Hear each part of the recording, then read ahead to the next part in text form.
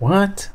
You make your money when you buy, not when you sell. If you buy correctly, you will have made your money on day one. If you rush into purchasing and you don't really know what you're doing and you put yourself in a bad situation, it's real hard to find the upside down the road. Wow. This video is going to be fun.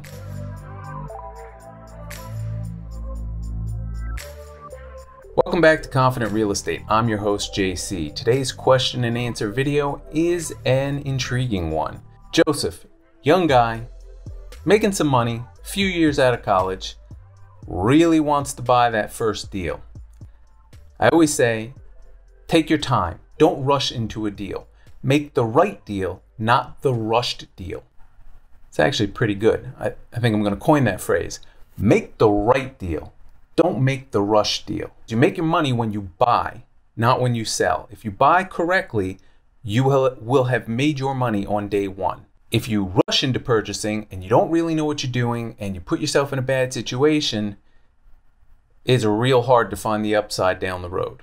So, Joseph, he's looking to get into that first deal and he's struggling to save up for that first down payment.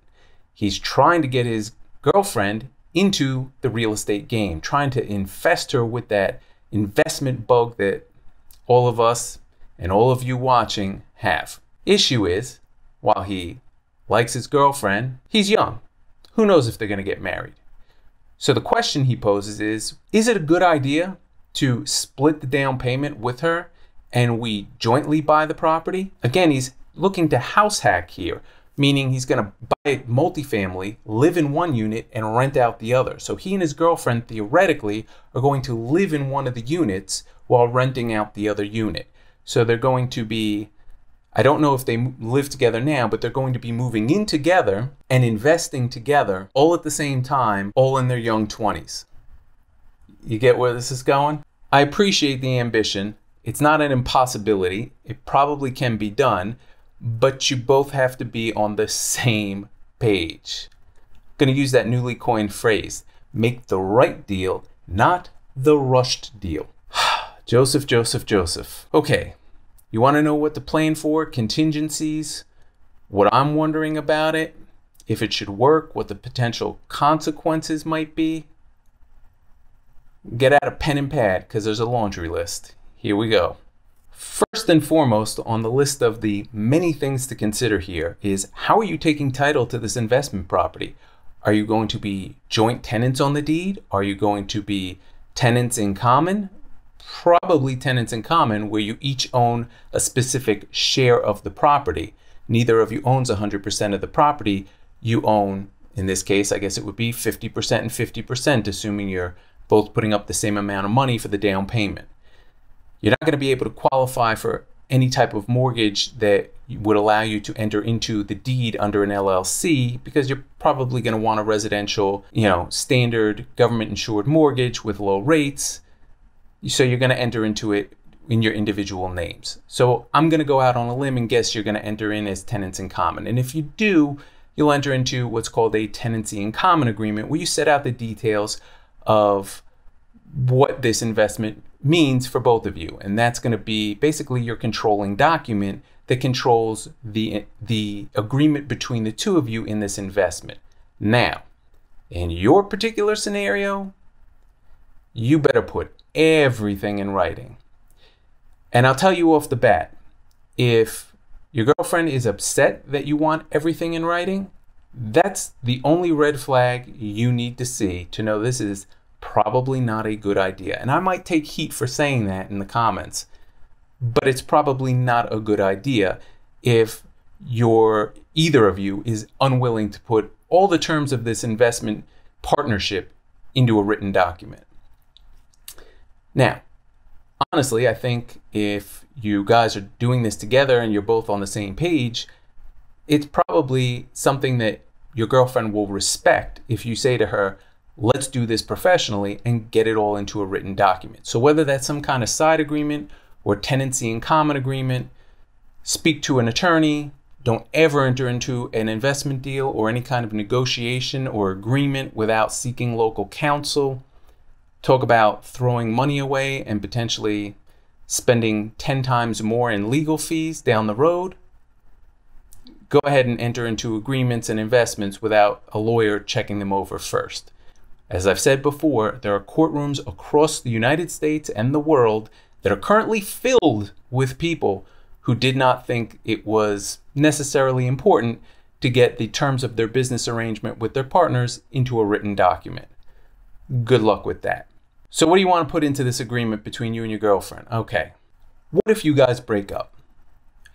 Is one of you going to have a right to buy out the other? If so, are you the one who has the first right to buy her out? Or is she going to ask to be the one that has the right to buy you out first?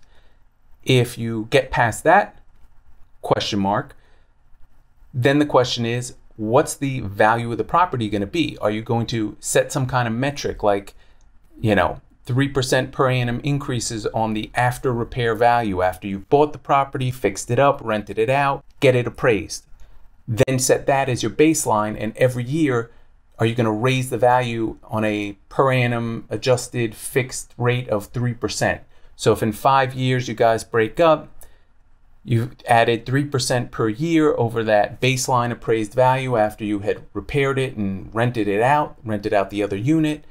And then that'll be the agreed upon price pursuant to your agreement that you'd entered into today, so that there's no question down the road as to what the metric will be for coming to a number that the other person can agree upon so that you can buy her out or she can buy you out of the deal. At that point, you'll need to do a refinance of the property and take the proceeds of the cash out from your equity value.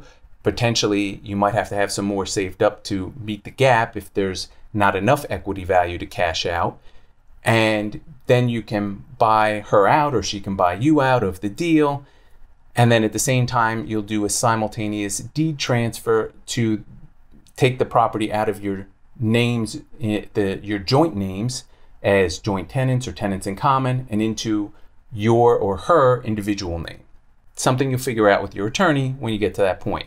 Perhaps the metric will be an agreement on an appraisal value at the time one of you is looking to buy out the other, but you really want to hammer that down now because you're entangling a business relationship with a romantic relationship.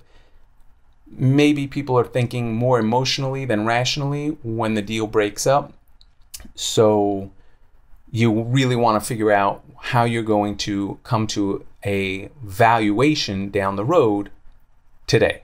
Then there's the standard things. Who's going to manage the property next door? The tenants, who's in control of the garbage on the street, the cleaning, the toilet repairs in the middle of the night, leaks, who's doing the accounting, who's sending out the rent bills, who's talking with your CPA at the end of the year. There's a whole lot of things for property management and potential disagreements that can arise. You want to hammer out as many of those now as you can and have some form of, not arbitration language, but some mediation provision so that if you do have disagreements, you can both at least agree now that disagreements in the future will be resolved by some method of maybe not legal binding arbitration, but some methodology to make the negotiations down the road a little easier and make sure you're both on the same page. Because it's a two-way street. It's not going to benefit just you, it's going to benefit her as well. For those of you watching who are in a similar situation to Joseph, but maybe it's your spouse or your fiance and you're feeling a little more solid and down the road in your relationship and you're in the same position, but maybe a little older, a little wiser, a little more money saved up, and now you're investing again with either a spouse or a fiance, even a best friend. If one of you is really leading the charge, maybe it's best to have some form of agreement where your partner, whoever they are, is an investor in the deal, but you maintain 100% of the management rights. Now, I will say this. I've done this in my own life with my wife, and obviously I'm a real estate professional. My wife trusts my judgment, so I manage the deals. She may be on the agreements as an investor, but I manage 100% control over the deal. If you ever want incentive to make sure you do the right deal, not the rushed deal, and to make sure you don't lose money, just picture losing money and having your investment partner who lives with you remind you about it every single day of your life. If that's not incentive to do the right deal and not the rush deal, I don't really know what is. So Joseph, I hope that helped you. I hope that helped others of you watching. I wish you the best of luck. You are probably a bigger man than me, because I don't know that at your age I would be doing the same thing you are looking to do. I wish you luck. I hope you all got something out of it. Remember to like this video. Remember to hit subscribe so you don't miss our weekly Q&As and our weekly videos on more in-depth topics about real estate investing, personal growth, portfolio growth, etc. Again, I'm JC. Thanks for watching Confident Real Estate. See you next time.